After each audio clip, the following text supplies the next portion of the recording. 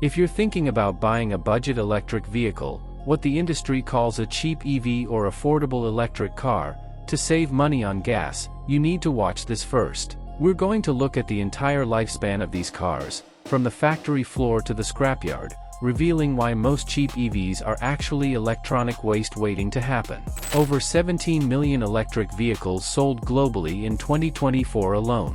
That number sounds like progress, sounds like the future arriving on schedule. But buried inside that headline sits a quieter, more uncomfortable story about vehicles that lose more than half their value in 3 years, batteries that cost more to replace than the car is worth, and a global recycling system so overwhelmed that e-waste now rises 5 times faster than our ability to process it. This is the full picture of why most cheap EVs transform into electronic waste, and why the economics, the engineering, and the environmental math tell a very different story than the one on the showroom floor. Let's start with reliability, because that's where the cracks first appear. According to Consumer Reports, EVs and plug-in hybrids have roughly 40% more owner-reported problems than gas-only cars. And those problems aren't what you'd expect. We're not talking about motors burning out or axles snapping.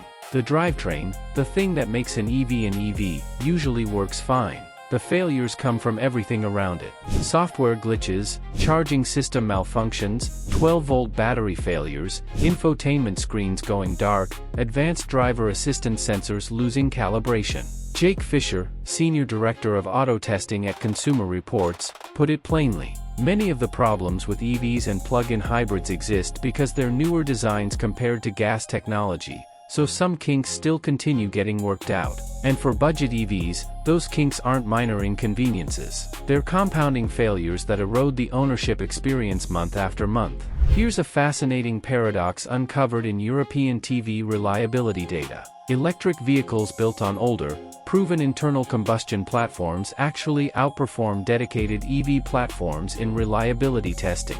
The Volkswagen e-Golf and the Mini Cooper SE, both conversions of existing gas cars, benefit from decades of chassis optimization.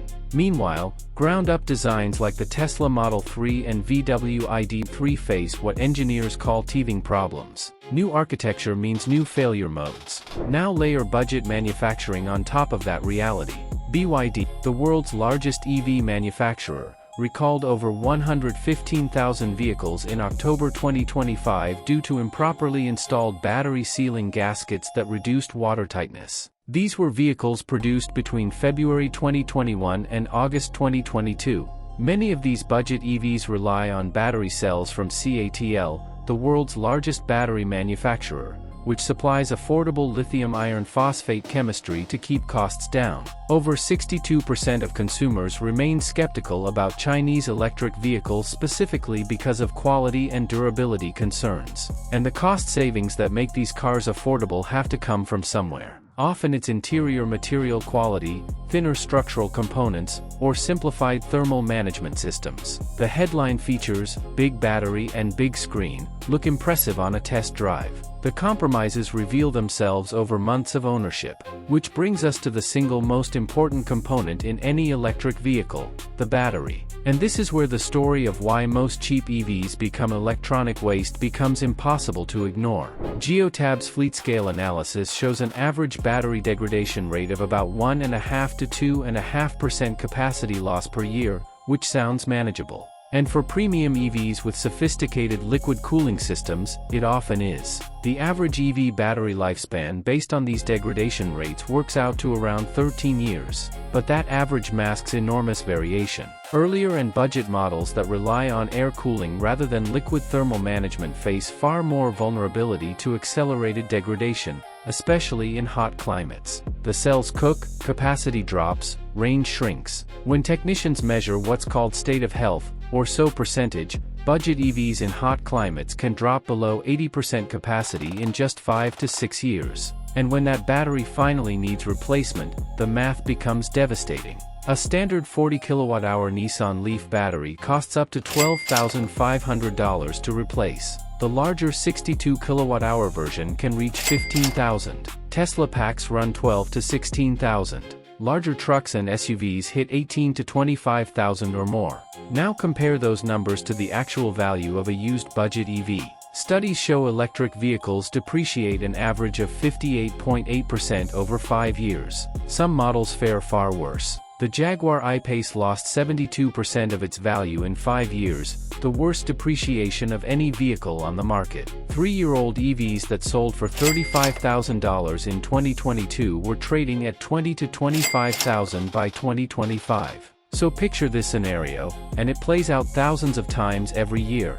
You own a budget EV that's 5 or 6 years old. The battery has degraded to the point where range anxiety becomes a daily reality, even with access to ChargePoint or Electrify America charging networks. The replacement cost is $12,000. The car itself is worth $8,000. You're now sitting in an appliance that costs more to fix than to replace. That's the definition of electronic waste. And repairing anything else on these vehicles isn't much easier. 63% of independent repair shops report experiencing restrictions on diagnostic data on a daily or weekly basis. 51% send up to 5 cars per month back to the dealer simply because they can't access the information needed to do the work. Those data restrictions cost independent shops an estimated $3.1 billion annually. On top of that, manufacturers like Tesla, John Deere, and Apple increasingly use parts pairing, assigning unique serial numbers to components so that even identical replacement parts trigger functionality limits if the vehicle detects an unauthorized swap. OEM parts account for 86% of battery EV repair costs compared to just 62% for gas cars. The repair ecosystem that keeps gas cars running for decades simply doesn't exist for most budget EVs. Now zoom out to the planetary scale.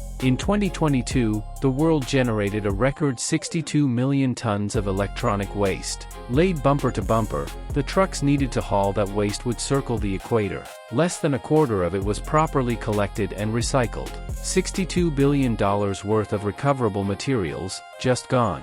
And the recycling rate is actually falling, projected to drop from 22% to 20% by 2030 even as waste volumes climb toward 82 million tons. For EV batteries specifically, current recycling rates sit between 5 and 10%, and the economics explain why. Recycling lithium iron phosphate batteries costs roughly $1,000 per metric ton, but the recovered materials are worth only $300 to $600. That's a net loss of $400 to $700 per ton.